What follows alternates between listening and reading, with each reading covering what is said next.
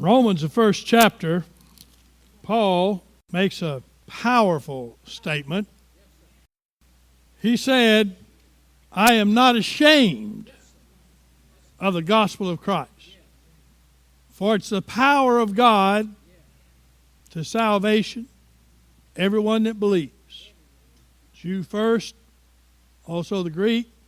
And in it, that is in the gospel, is the righteousness of God revealed. Or in the gospel is relationship with God revealed. You see, that's the purpose of the gospel. The gospel is not just to bless your life. It's ever so much more than that. Now, thank God for all the blessings that are ours through the gospel. We wouldn't take anything away from any of the blessings that belong to us through the gospel. But the gospel was not given just for blessing's sake.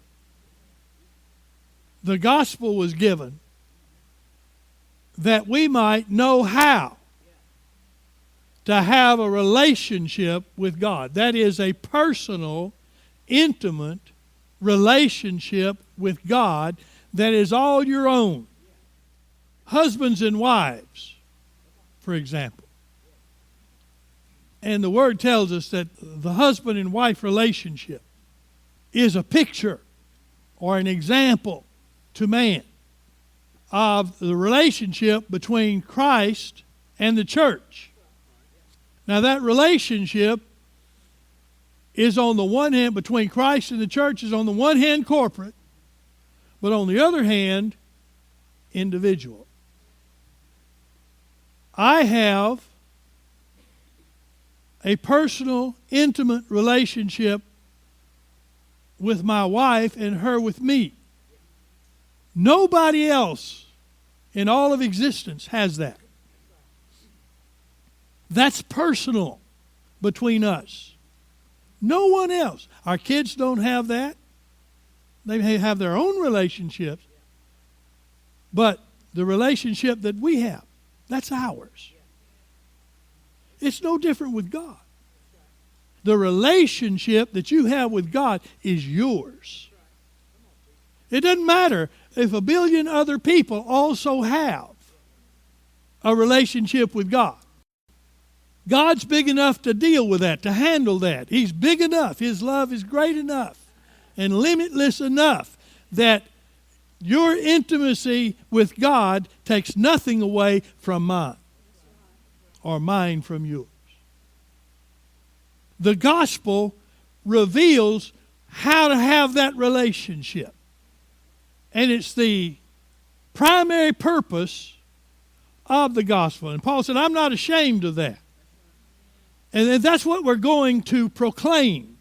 We're not just going, to tell people about our religion, but to tell people about how to have a relationship, their own personal, intimate relationship with God. Paul said, I'm not ashamed of that.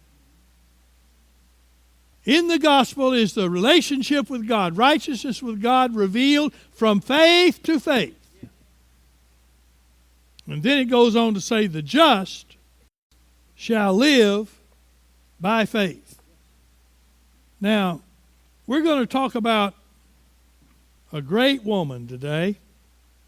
A woman who had a close and as personal a relationship with God as she could have in the time in which she lived. Now, her relationship with God was not the same as yours as a born-again believer, because she lived in a different time under different conditions, spiritual conditions. In her day, and she lived in what we call under the Old Covenant, in her day there were only three personages that possessed the ministry of the Holy Spirit in their lives personally.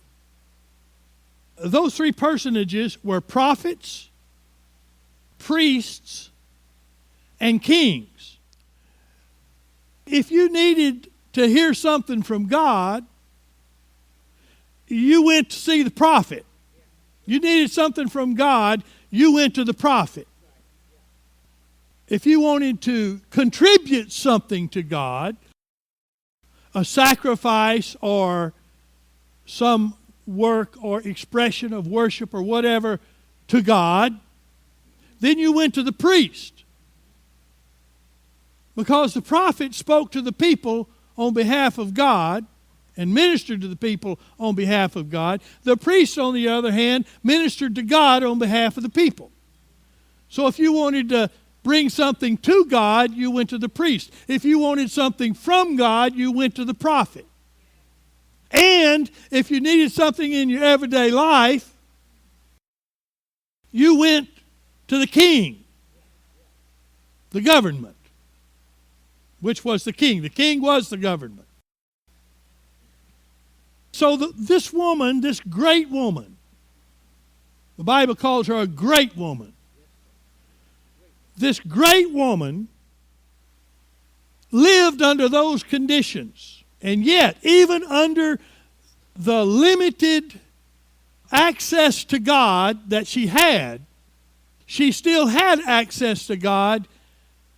And to the fullest extent that allowed her, she had a close, personal, intimate relationship with Him, with God.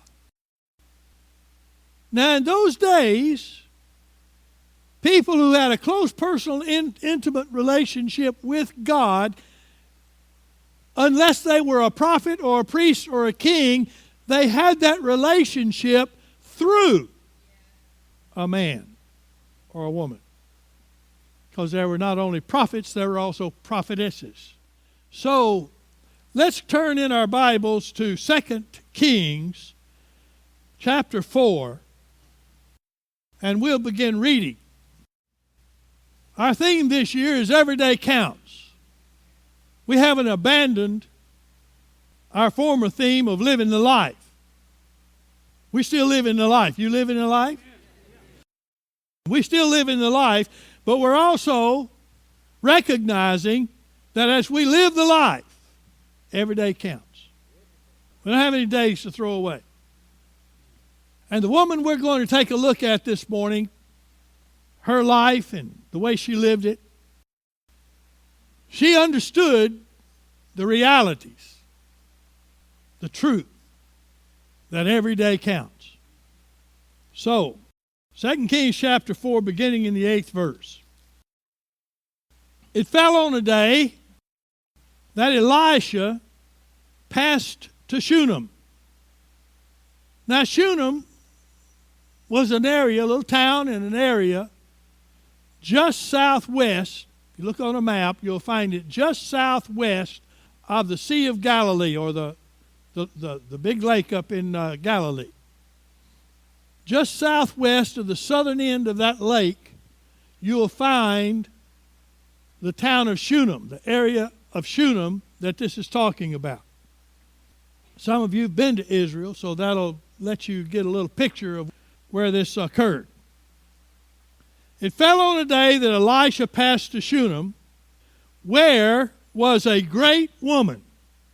Now, this is God's book. And it's God's book that calls her a great woman.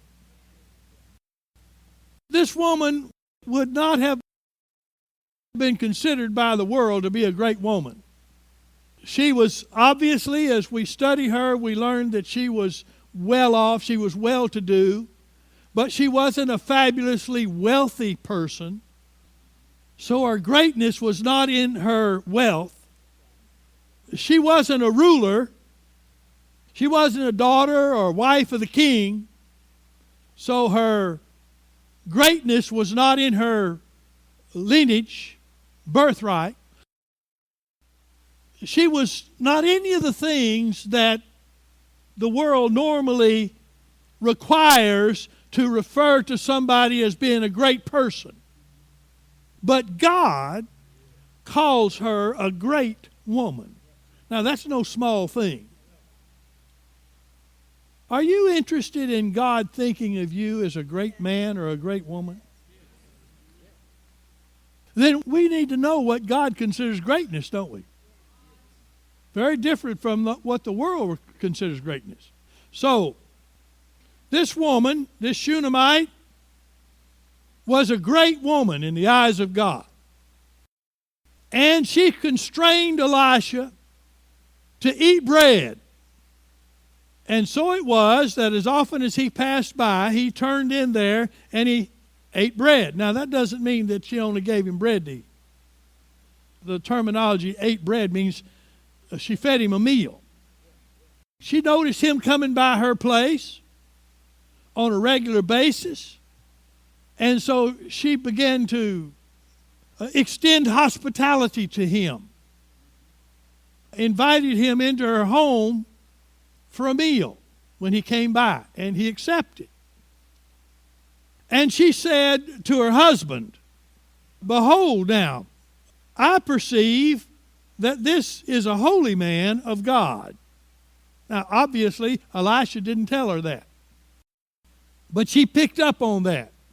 Why? Because she had a heart toward God. And she recognized God in this man that's coming by. And so she says to her husband, "I perceive that this is a holy man of God who passes by us regularly. Let us make a little chamber or build a little room addition on the house. Let's build it with walls, not just a little lean-to, open to the elements, but let's enclose it, fix it right, do a good job, honor the man of God, and let us set for him there a bed and a table and a stool and a lampstand. And it shall be when he comes to us that he shall turn in there." And it fell on a day that he came there, and he turned into the chamber and lay there. So it became his custom that when he came by the Shunamite's house, she built him a room for himself. In building that room for the prophet, the man of God, the holy man of God, she was honoring God. That was her purpose. All kind of people evidently came by their place. But she didn't do that for everybody, but she recognized this was a holy man of God, so she wanted to honor God. Now notice that she didn't take it all upon herself just to go and do it. She enlisted the cooperation of her husband. And so they built the room, and Elisha turned in there and lay down to rest on his journey. And it fell on a day that he came there, and he turned into the chamber and lay there. And he said to Gehazi, his servant, "Call this Shunamite." And when he had called her, she stood before him. Elisha said to Gehazi, "Say now unto her, Behold, thou hast shown care for us with all this care. What is to be done for you? Would you be spoken for to the king? You need something from the government? Or to the captain of the host, the head of the army? You need something from him?" And she answered, "I dwell among my own people." Well, what does that mean? She was saying, I have no such needs. I dwell in safety. I dwell with my family. Everything's cool. I'm well cared for. I don't need a thing. And she turned around and left. Walked out, taking care of her business. I dwell among my own people. And he said, "What then is to be done for her?" He wants to reward her. She's blessed the prophet, and he wants to reward her. So he said, "What then is to be done for her?" And Gehazi answered and said, "Well, she has no child, and her husband is old." Well, we know what that means. They didn't have all the help then we got nowadays. And so Elisha said, well, call her. And when he had called her, she stood in the door.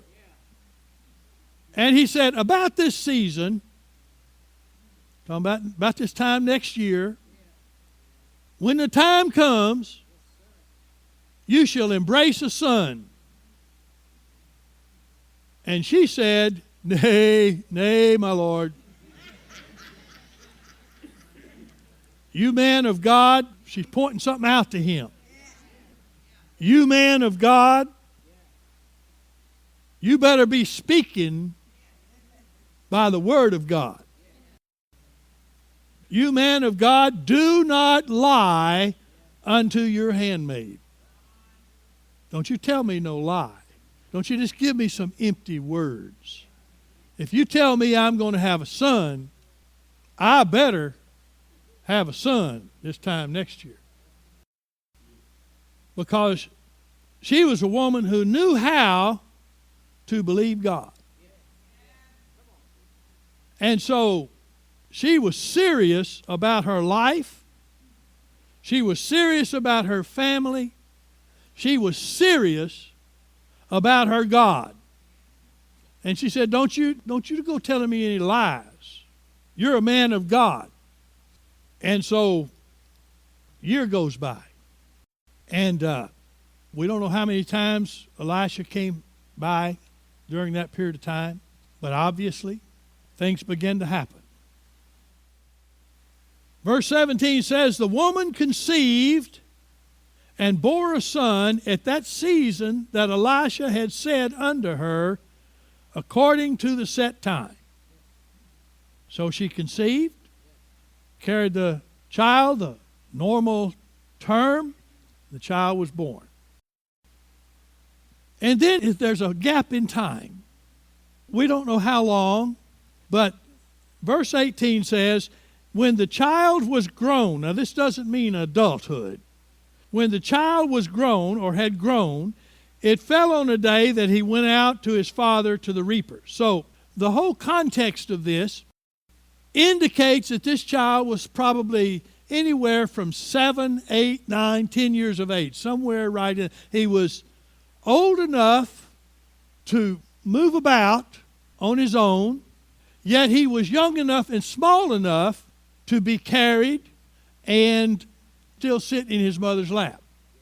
So he was a small boy. He could have been anywhere from 7 to 8 to 10 years old, something in that range. When the child was grown, it fell on a day that he went out to his father to the reapers. And he said to his father, my head, my head.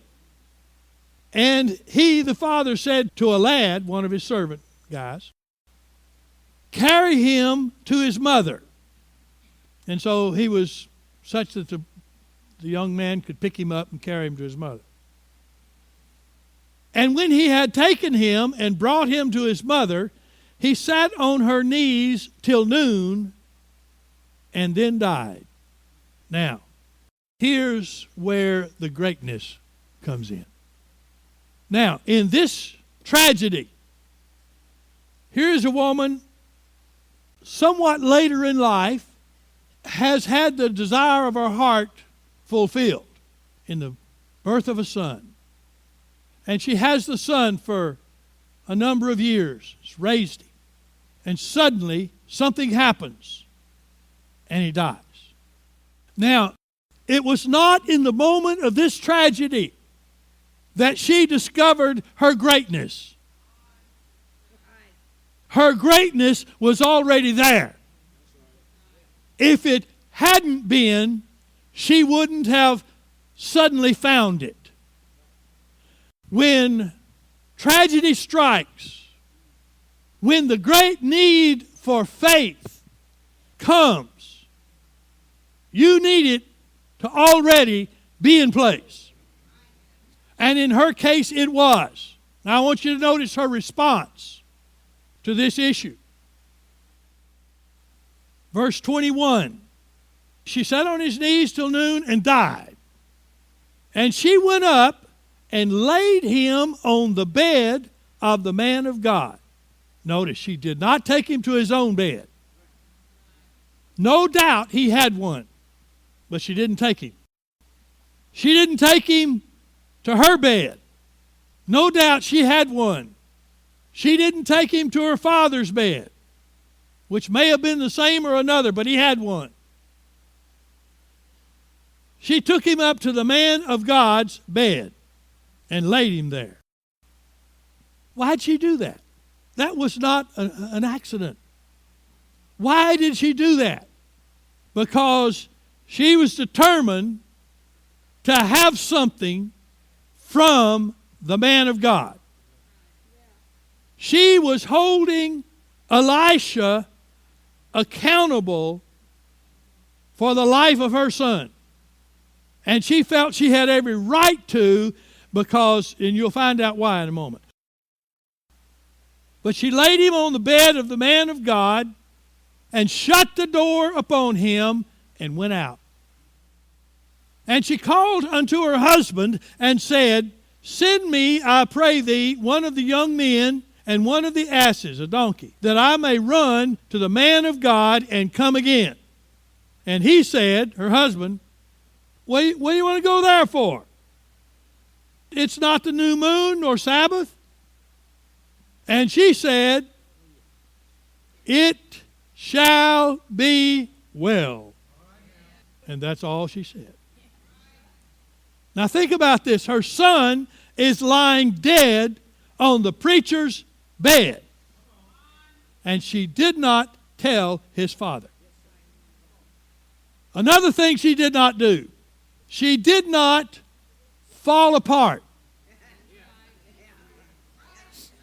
She did not give in to emotion. That doesn't mean that she didn't have the emotion. No doubt she was ripped apart inside. Fear was trying to grasp her innermost being.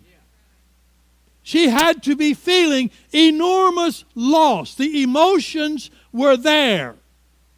Faith doesn't stop natural emotion. But she did not yield to that emotion.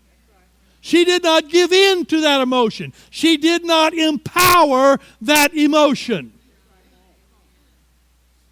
And she didn't run to her husband and melt down and say, oh my God, our son is dead, our son is dead, what are we going to do, our son is dead. If you're going to do that, just go ahead and bury him. Come on. We're talking hard truth here. But she said, send me a young man and a donkey. I'm going to the man of God. He said, what for?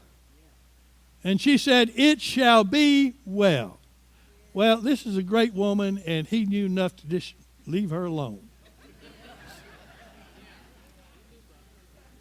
He had learned to trust her.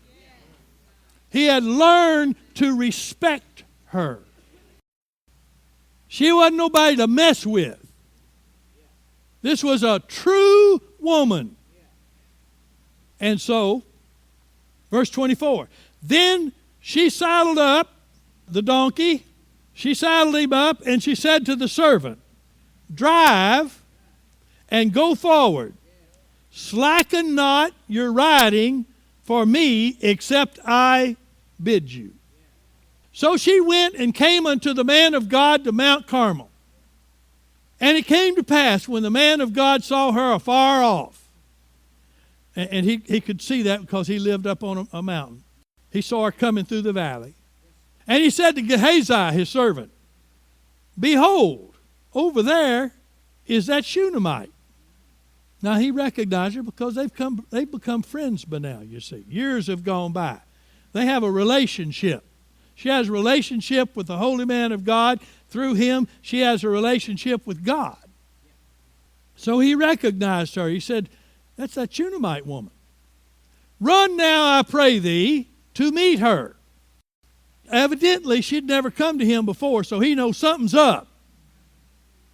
This is not an ordinary visit. Run, I pray thee, to meet her, and say to her, is it well with thee? Is it well with thy husband? And is it well with the child? And she answered, it is well. Now, she's lost her son. Her son is dead, laying on the preacher's bed. He's dead. She knows he's dead. She's been given 2 opportunities now to lose it.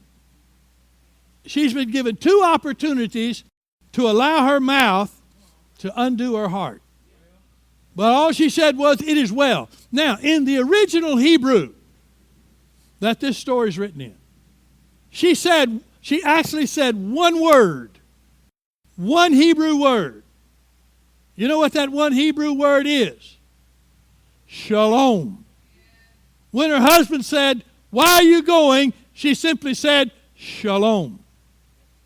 When Gehazi came to her and asked her the 3 questions that Elisha had given him, she said, shalom. It is well. The core meaning of the term shalom is peace. But it's ever so more expressive than just how we would normally take that. It actually means everything is well. I am fully provided for. Everything is good. No problems anywhere. She said, it is well. And when she came to the man of God to the hill, she caught him by the feet. So she came running up to him, and she knelt down and grabbed his feet. Now that was very meaningful. She was saying to him, I am here, O man of God, and I am not about to let you go until I get what I came for. She grabbed him by the feet. Gehazi came near to thrust her away, but the man of God said, let her alone, for her soul is bitter within her. See, what she said was one thing. What she felt was another. Don't ever think that because you have faith that you're going to feel like shalom. She didn't feel like shalom at all. Her soul was bitter within her, and the Lord has hidden it from me, he said. He's not told me. And then she said, did I desire a son of my Lord? In other words, did I ask you for a child? Did I not say, do not deceive me? Well, if she hadn't had a child, she would have considered that deception. If she had a child and lost the child, that's still deception. So she said, did I not say, don't deceive me? Then he said to Gehazi, he's got it now. Elisha's got hold of it. He knows what's going on. Then he said to Gehazi, gird up your loins, take my staff in your hand, and go your way. If you meet any man, greet him not, and if any greet you, answer him not again. And in other words, don't get distracted. Go straight to Shunamite's house, lay my staff on the face of the child. So Gehazi takes off. And the mother of the child said, as the Lord lives, and as your soul lives, I will not leave you. In other words, This is not a mission for your servant. You're coming with me. You are coming with me. That's what she's saying to him.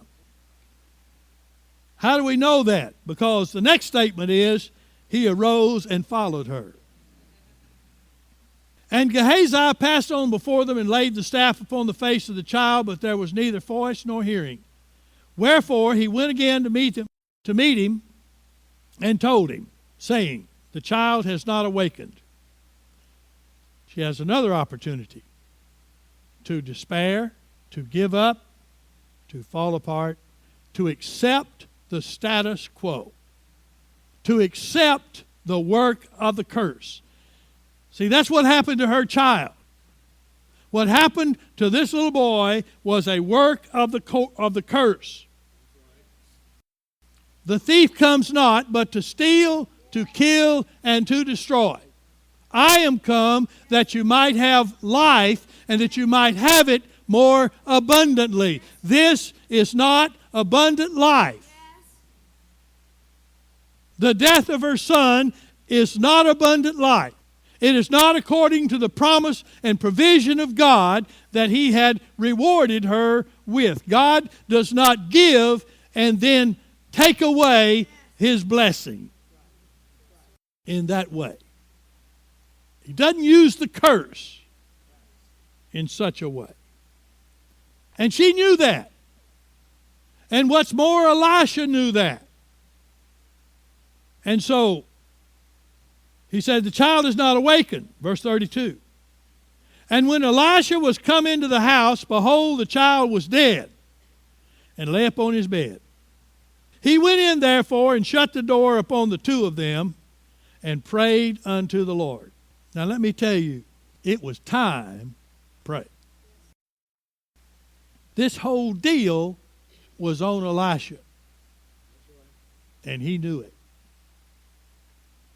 This woman was not willing to accept no for an answer. Did I tell you not to lie to me? And so he goes in there, shuts the door, and he starts praying. Big time. Big time praying. And he went up and lay upon the child, and put his mouth upon his mouth, his eyes upon his eyes, his hands upon his hands. And he stretched himself upon the child, and the flesh of the child became warm. Now this lets us know that this didn't happen in 30 seconds. He lay on that boy a long time, praying over him. Long enough for his body to warm this corpse. This is a dead corpse. And he lay on him long enough for the body to become warm. But still, there was no response. Then he returned and walked in the house to and fro, and went up and stretched himself upon him. I mean, he's giving it all the faith he's got. He's doing everything he can do as a man of God. And then the child sneezed 7 times, and the child opened his eyes. Now, I believe that this was considered by Elisha to be one of the greatest days of his life. I can just see him now taking one of the biggest breaths of relief that he's ever taken. And so he called Gehazi and said, call this Shunamite. So he called her. When she was come in unto him, he said, take up your son. Then she went in and fell at his feet, bowed herself to the ground, and took up her son and went out. Now this woman had ample opportunities to accept the work of the curse. I think it is very, very probable that she had never, ever seen anybody raised from the dead. When people died, you buried them. But this is important. This was between her and God. She had other people she had to work through. Her husband, the man of God. But this was between her and her God. And she knew her God well enough to know that this wasn't his plan for her child. She knew God well enough to know the character of God, and she knew that this wasn't God's plan. This wasn't God's will. If she hadn't known that, it would have been impossible for her to respond the way she did. But she controlled her words, her mouth. She controlled and focused her faith. And she passed up every opportunity that came her way to do or say something contrary to what she purposed to have. And that's why the Bible calls her. That's why God calls her a great woman. There came a day when Elisha passed through Shunem, where was a great woman. She didn't become great when her son died. She was already great when her son died. And she expressed her greatness. When the trial came, her greatness came forth.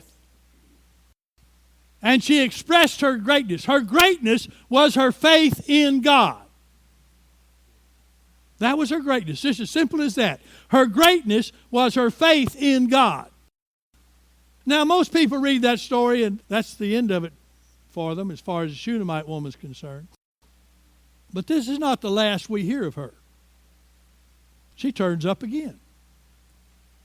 So turn over, if you're in 2 Kings there, turn over from chapter 4, where you are, to chapter 8. Years go by. No doubt her son is grown now, probably adulthood. We don't know if her husband's still living or dead because it doesn't mention him here. Evidently, he has died by now. Years have gone by, but she still has her relationship with Elisha. Elisha still has his little room on the house, still passes by, they still have their friendship. And so in chapter 8, it says, Then spoke Elisha unto the woman whose son he had restored to life, saying, Arise, and go thou and thine household, and sojourn wheresoever you can sojourn. Wherever you can go, go. Famine's coming. For the Lord hath called for a famine, and it shall also come upon the land 7 years. So there's a 7-year famine coming. You can't stay here. Go wherever you can go. And the woman arose and did after the saying of the man of God. Notice that she didn't, I think I'll wait it out and see what happens. No, the man of God said a famine's coming. She believed the man of God. Believe my prophets, and so will you prosper. And the woman arose and did after the saying of the man of God, and she went with her household, took her whole household with her.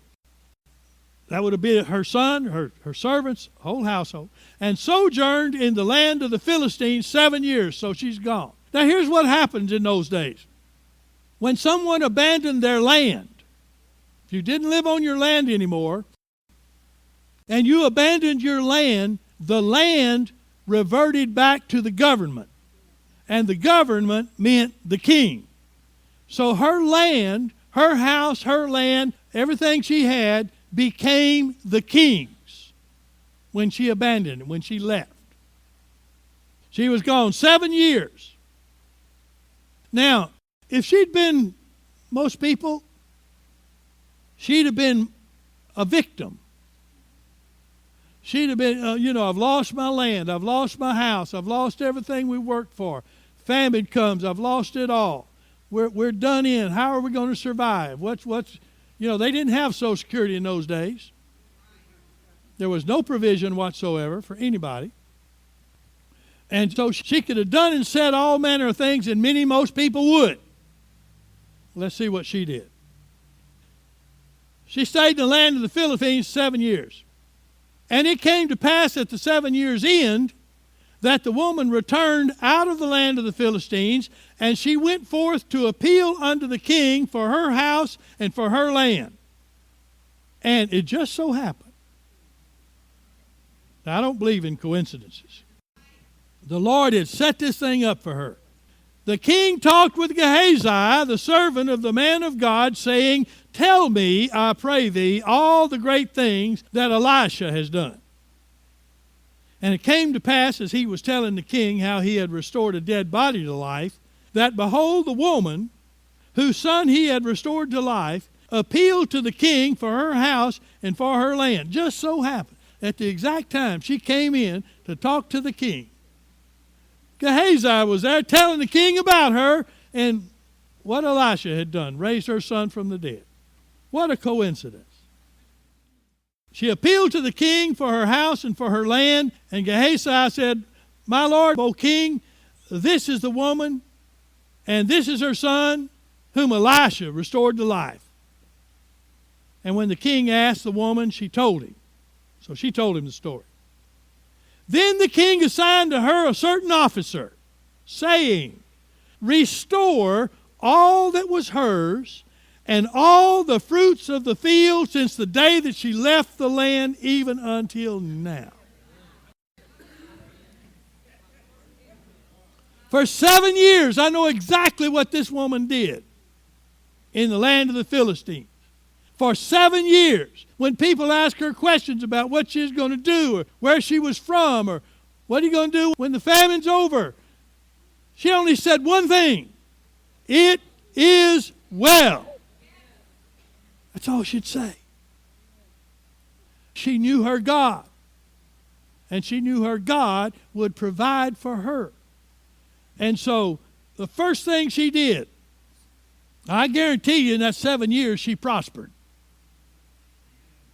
She prospered. In the land of the Philistines, in the time of famine, she prospered. Doesn't tell us how, but I guarantee you she did. And she never said anything other than it is well. And when it was over, she went back to her country. She went to see the king. The Lord had it all set up with the king, take care of her. And the king not only gave her house and her land back, but everything the land had produced for the past 7 years, he gave her that too. Now, why do you suppose this is in the Bible? Do you think this is in the Bible? It doesn't even tell us what this woman's name is. We don't even know her name. We just know she lived in Shunam. She had a husband, a son, some servants. That's all we know. But we also know she was a great woman. She was a great woman. It was her faith. This is what it means to live by faith, folks. If you want to know, what does it mean? The just shall live by faith. What does that mean? This is what that means. Well, this is crazy. This is radical. Yes. Yes, you are right. It's not crazy, but it is radical. Faith is always radical. Even when it's simple, it's radical because it's going against the natural realm every time. If the Shunamite, who did not have as good a covenant as you have, who did not have the Holy Spirit herself, who had to go to the prophet to get anything from God, how much more should we who are filled with the Spirit and who have direct access to God through His Son Jesus Christ? We need no prophet.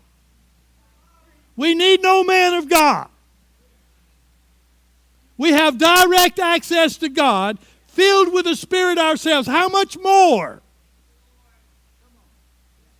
can we live by faith than could she?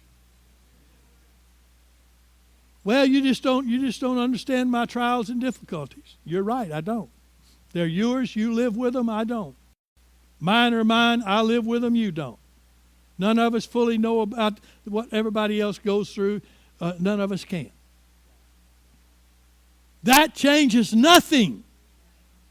You can either give in and accept the way things are, or you can require with your faith and your authority as a believer that you rise up in His name and require what God has said you should have.